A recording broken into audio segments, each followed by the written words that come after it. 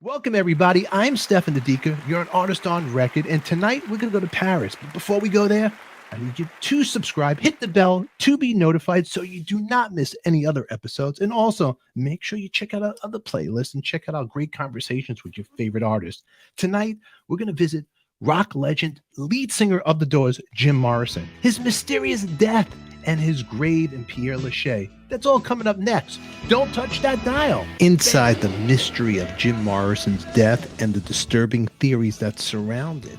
Because no autopsy was ever performed, the truth about how Jim Morrison died in his Paris bathtub at age 27 has remained somewhat a mystery for decades.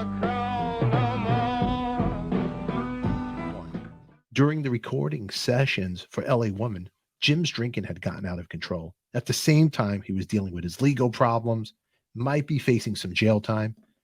And then he would joke around, Brian, Janice, Jimmy, you're drinking with number 4. In regard to what is happening with the deaths of Al Wilson and Janis Joplin, Jimi Hendrix, where do you feel music is going, and why are they burning themselves out like this? Well, I guess that sometimes it could be an accident. Sometimes it could be suicide. Sometimes it could be murder. There are a lot of ways people die. I don't really know. What a morbid question.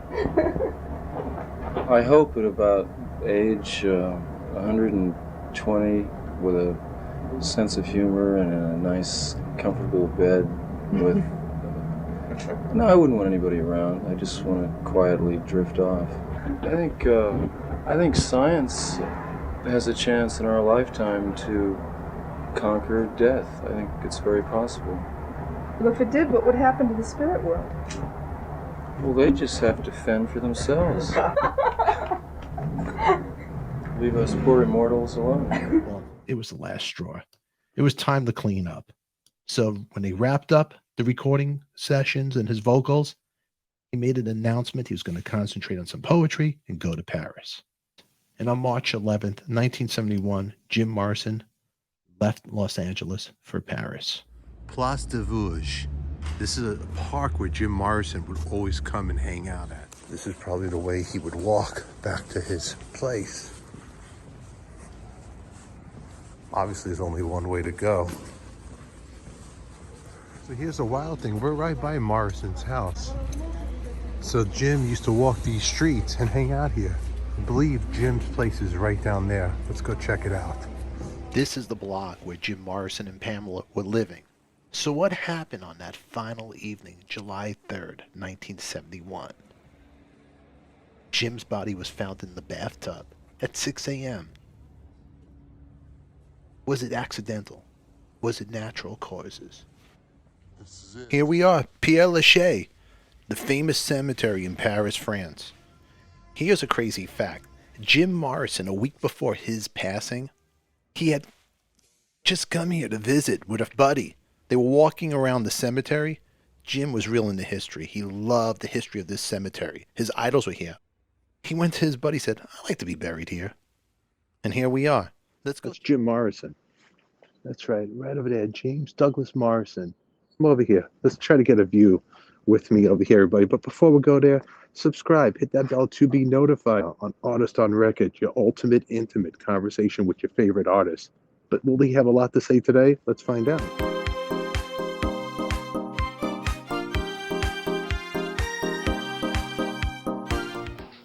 The death of another rock musician was disclosed today. Jim Morrison, 27 years old, lead singer of The Doors. His manager said Morrison died 6 days ago in Paris, either of a heart attack or pneumonia. But the death was kept secret to avoid a sensation. He was buried in Paris in the same cemetery where Balzac and other French immortals lie. Jim's funeral took place on July 7, 1971 at 8:30 a.m. in the morning. About 10 people showed up, and it took about 10 minutes long. No priest was present, no prayer was said, no speech. Everybody left in a hurry and never returned.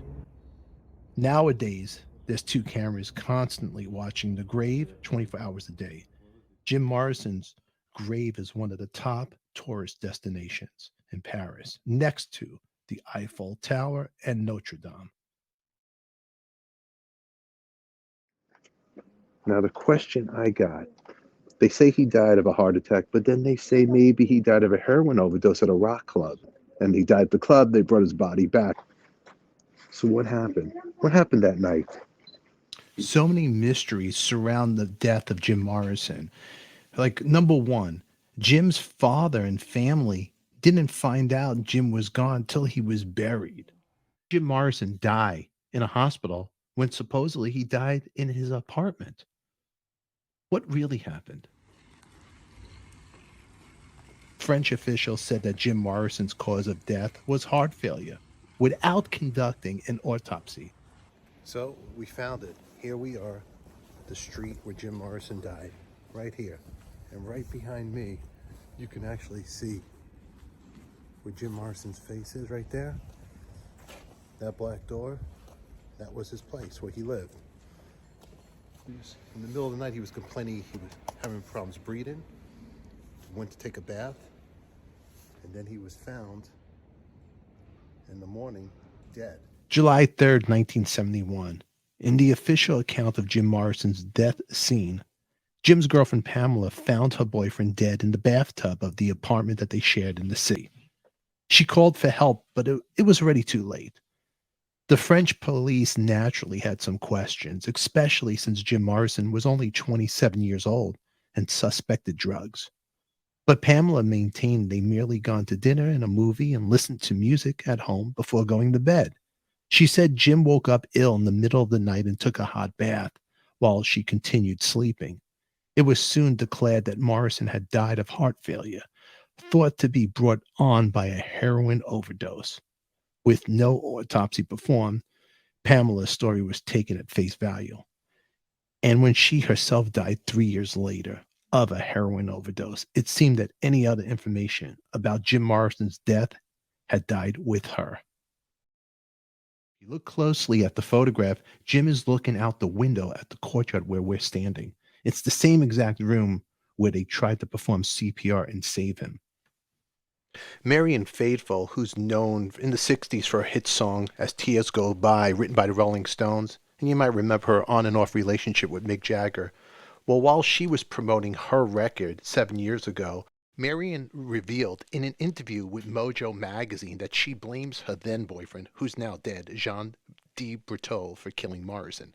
She explains that Jean, the so-called heroin dealer to the stars at the time, paid Jim a visit in Paris on that fateful night in July, delivering him the drug to ultimately cause his fatal overdose. She is quick to say that it was not intentional. Though, I'm sure it was an accident. Poor bastard, she says. The smack was too strong? Yeah, and he died. So why is Faithfull coming forward with this information now? She tells Mojo that she was deeply affected by an interview question some years back. A reporter asked her, "Why exactly did you kill Jim Morrison?" "I decided to take it very seriously," Faithfull says. "Everybody connected to the death of this poor guy is dead now, except me. Of course, selling someone drugs isn't exactly killing them, but at least Morrison's fans will get a little closure out of this." This decadent aristocrat who knew the biggest rock stars on the planet, like Brian Jones, Jimi Hendrix, Janis Joplin. Some even say it was his car parked in front of Janis's hotel the night of her overdose. He was slowly getting Jim Morrison in his grips. And at this time, Jean was living with singer Marian Faithfull, who had just broken up with Mick Jagger. Now, questioning the death of Jim Morrison is a mystery. Now, here we are on the streets of Paris, and this is the nightclub, the Rock and Roll Circus, where another theory. This is where Jim apparently OD'd in the bathroom. The rumors are swirling around the death of Doors frontman, and everybody wants to get in on the action. So why not the former Paris nightclub manager? He's telling a different story. In a book that he put out, his name is Sam Burnett. He says that Morrison died in a toilet stall of his club after what he believes was a heroin overdose. He writes of his shock upon finding Morrison's body. Sam, whose French language book is called The End, Jim Morrison, says he believes two drug dealers brought Morrison's body back to his apartment. Though he was pestered for years by reporters investigating Morrison's death, he kept the story quiet until his wife suggested writing a book. Stephen Davis, the author of Jim Morrison, Life, Death, Legend, says he would not rewrite history because of the new book. Based on his reporting, he believes Morrison did overdose at the club, but that it was shortly before his death, not the same night, and that he survived the experience. Now, Morrison came to Paris in March 1971 at a troubled time in his life. 1969, the Doors concert in Florida, he was accused of exposing his genitals to the audience. He was convicted of an indecent exposure and profanity, and the episode led to the promoters canceling concerts and earned the band a stream of negative publicity. Morrison left for Paris with his appeal pending.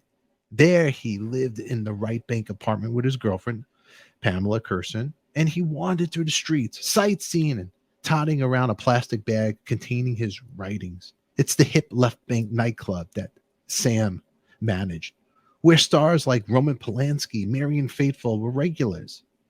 At around 1 a.m. on July 3rd, 1971, according to Sam, Jim went to the club and was joined by two men. They were drug dealers who sold him heroin for his girlfriend Pam. At one point, Sam noticed that Morrison had disappeared. Later, the bouncer broke down the door of the locked toilet stall and they discovered Morrison passed out. Sam says he asked the doctor, a club customer, to examine the singer. When they found him dead, he had a little foam on his nose and some blood too. And the doctor said, that must be an overdose of heroin. Sam added that he did not see Morrison take any heroin that night, but said the singer was known to sniff the drug because he was afraid of needles. Sam believes the dealers brought Morrison's body home and dropped it into the bathtub, a last attempt to revive him. Morrison's girlfriend, who died 3 years later of an overdose, told the police a totally different story. Pam said the couple went to the movies and out for dinner that night, listened to some records, and fell asleep. According to her testimony in police records, Morrison awoke in the night feeling ill and took a hot bath. Pam said she found him dead in the tub. Morrison was buried in Père Lachaise Cemetery in a small ceremony without fanfare on July 7th, 1971. No autopsy was ever performed. What drove Jim Morrison to allegedly trying heroin is up for debate. Curiosity? Depressed after a fight with Pamela? All have been speculated, but can never be known for certain. Because no autopsy was ever performed, exactly what Morrison had in his system on July 3rd, 1971 will never be known. You see, under French law, an autopsy wasn't required because the medical examiner found no obvious evidence of foul play. Morrison's body was released for burial and the case was officially closed. Most of the major characters in the scene are dead. Jim's girlfriend Pamela, she passed away in April 1974 from a heroin overdose. And John himself died from a heroin overdose June 25th, 1972, at the age of 22. His death was ruled suicide or an unsolved murder from the enormous quantity of heroin in his system. The only survivors in this story is Marion Faithfull, who regained her health and career after a lengthy period of addiction. And in 2014, with an interview with Mojo magazine, she finally admitted to her one-time boyfriend John for being responsible for the death of lead singer of the Doors, Jim Morrison. I went back to my Greek teacher and I said, what we're looking for is something for the gravestone which sums up his philosophy. So he put in Greek, true to his own destiny or true to his own spirit. And I thought that was just the perfect thing to put on his tombstone. And he went his own way and he was true to his own ambition, to his own aspirations. And that was his goal in life, and he made it.